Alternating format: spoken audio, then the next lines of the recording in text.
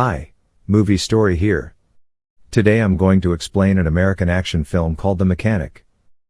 The film opens following a man as his plane lands at a private hangar and he makes his way to his mansion with his armed guard escort. The man changes into his swimwear and proceeds to get into his private pool to have a swim. As he swims he notices his watch at the bottom of the pool and swims down to retrieve it. An unknown man grabs the swimming victim and holds him under until he dies. The assassin, Arthur Bishop, then uses the chaos that follows to take a careful route out of the mansion and to a nearby river where he jumps in and makes his escape. Back home, Bishop meets with Harry McKenna, whom Bishop regards as a friend and mentor figure. Harry pays Bishop for his work in Colombia and they discuss Harry's son Steve McKenna before parting ways. Returning to his house, Bishop checks for his new contract only to find that it is to kill Harry. Bishop phones his employer to verify that the contract is correct and upon confirmation he requests a face-to-face meeting. Bishop meets with Dean, who tells him about a failed mission in South Africa in which assassins of the agency Bishop works for were killed.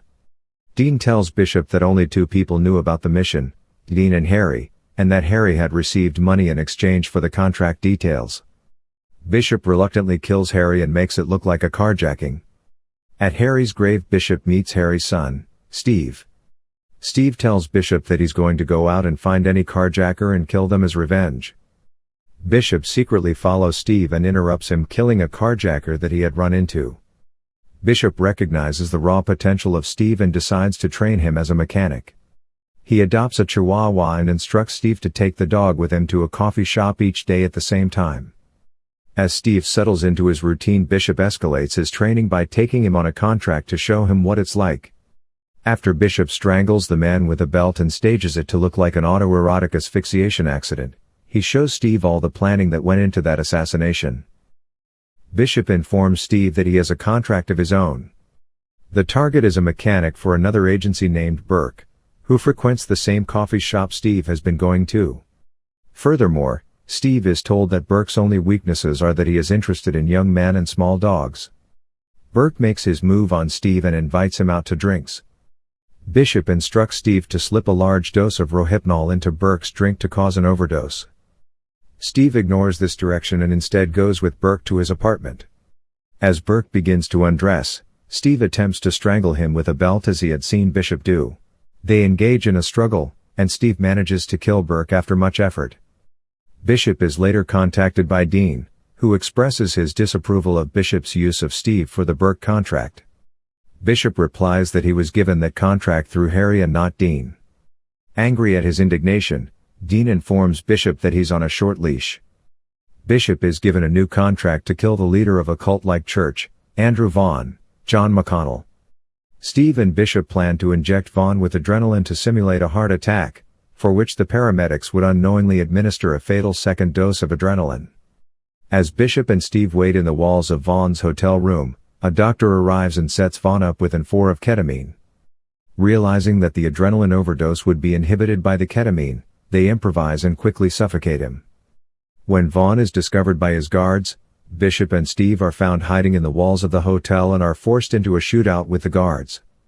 As the building is being evacuated, Bishop and Steve slip out and Bishop decides they should fly home separately. At the airport, Bishop sees one of the men he was told was killed on the South African mission that Harry had allegedly sold out. During a confrontation with the man, Bishop realizes that his boss, Dean, had tricked him into killing Harry and that it had been Dean who engineered the failed South African mission to cover up his own shady dealings. Having been misled, Bishop begins to get things in order, only to be ambushed by a group of mechanics. After taking them out, he uses one of their phones and discovers that Dean was behind the hit. Racing home, Bishop calls Steve only to find that Steve has also been ambushed at Bishop's house.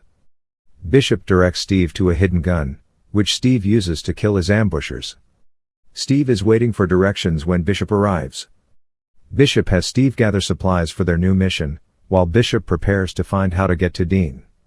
In the process, Steve finds his father's gun, and realizes that Bishop had killed his father and not carjackers. After working together to kill Dean, they decide to go to a gas station, and during the way to the gas station, Bishop notices Harry's gun in Steve's jacket and realizes Steve has discovered the truth. Steve gets out to put gas in the car and adjusts the nozzle so it is pouring on the ground instead of in the tank. With Bishop still in the truck, Steve pulls out Harry's gun and shoots the gas, blowing up Bishop's vehicle and the gas station. Steve then returns to Bishop's house and plays a record on the turntable before going out to the garage and taking the vintage 1966 Jaguar E-Type coupe Bishop had been working on. As he is driving off, Steve notices a note on the seat of the car, which reads, "Steve, if you're reading this then you're dead." Steve laughs and moments later the car explodes killing him. At the same time the record player has finished playing at Bishop's house and it activates a tripwire, which causes Bishop's house to also explode. Back at the gas station, a security video reveals that Bishop escaped from his truck moments before Steve blew it up, saving him. Bishop gets in another truck he had by the beach and drives away.